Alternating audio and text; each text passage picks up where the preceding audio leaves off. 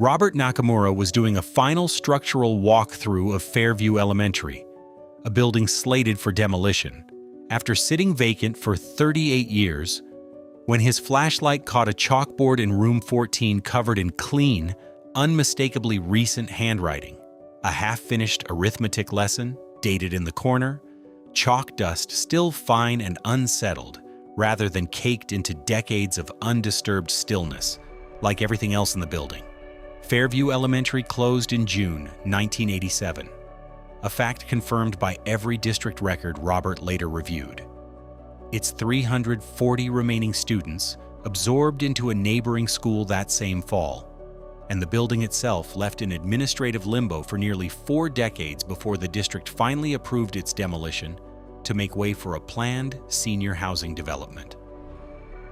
Continuing his walkthrough, Robert noticed a desk near the classroom's window kept unusually clean compared to the dust coating everything else in the room.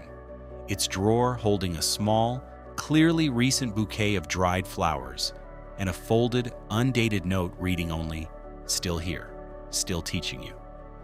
District archives confirmed room 14 had belonged to a 6th grade teacher named Eleanor Voss during the school's final year. But records showed no forwarding information beyond her resignation, filed the same summer the school closed, with no explanation entered beyond the standard administrative code for personal leave, non-returning. Robert's research eventually led him to local newspaper archives, describing a tragedy the district's own records had left conspicuously undocumented.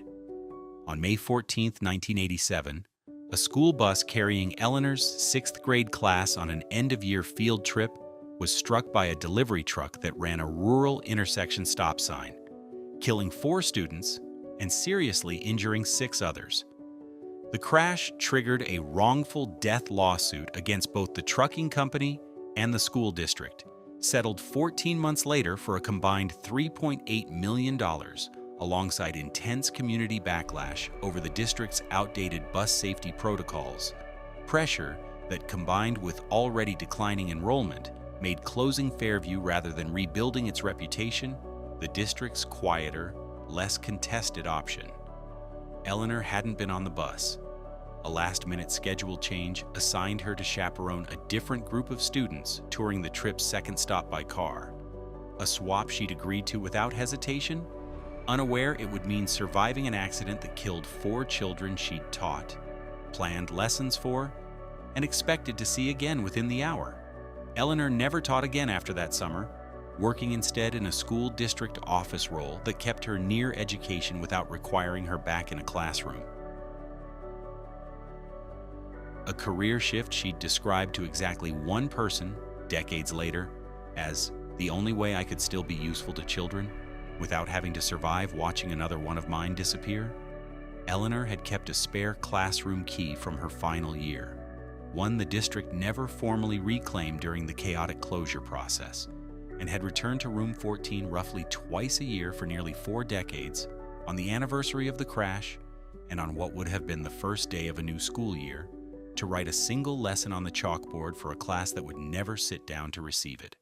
Robert could have simply flagged the building's unauthorized access to district security and moved on with the demolition timeline.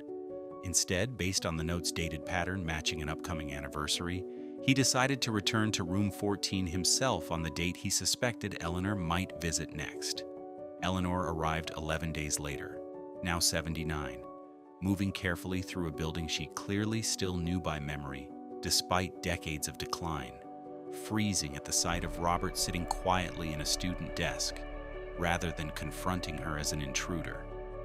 Time seemed to stand still as Eleanor set down a small bundle of chalk, her trembling voice carrying nearly 4 decades of a grief she'd apparently never once spoken aloud to another living person.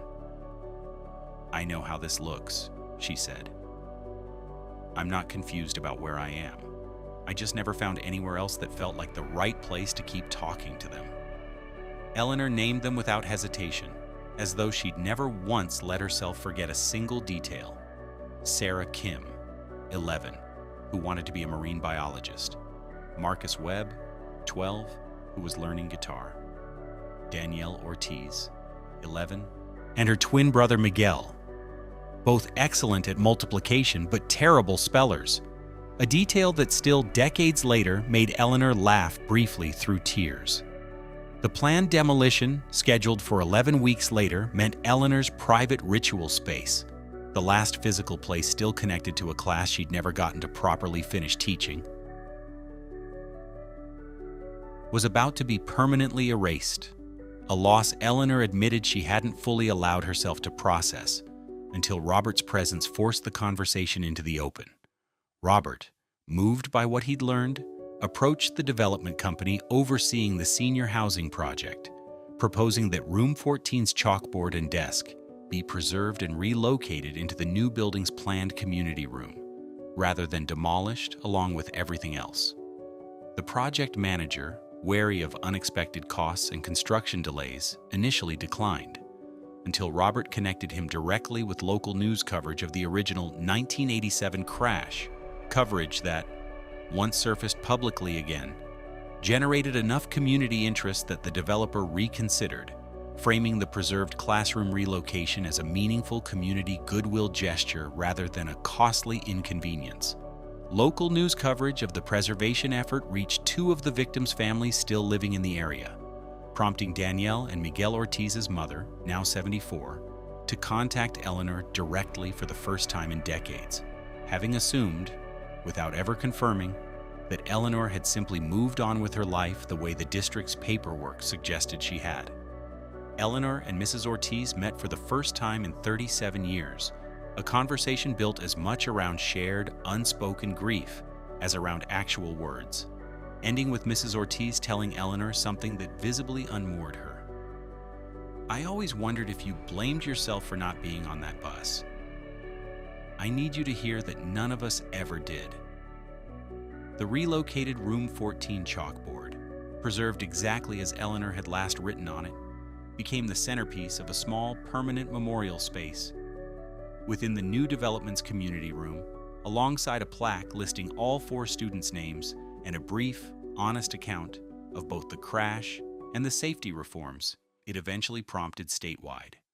The 1987 crash's aftermath had, Robert's research confirmed, directly contributed to statewide school bus safety legislation passed 2 years later, mandating updated stop arm signaling and driver training standards still in effect nearly 4 decades later, a legacy that had quietly outlived the building, the lawsuit, and nearly everyone's memory of the tragedy that caused it.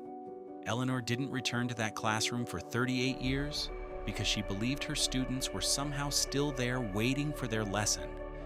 She returned because grief, when it has nowhere sanctioned to go, finds its own quiet, private rituals to survive inside. The lesson isn't that abandoned places hold on to the people who loved them. It's that the survivors of a tragedy sometimes carry it in complete isolation for decades. Not because no one else would have understood, but because no one ever thought to ask the right question at the right classroom door, and that the smallest acknowledgement, offered even 38 years late, can finally let someone set the chalk down.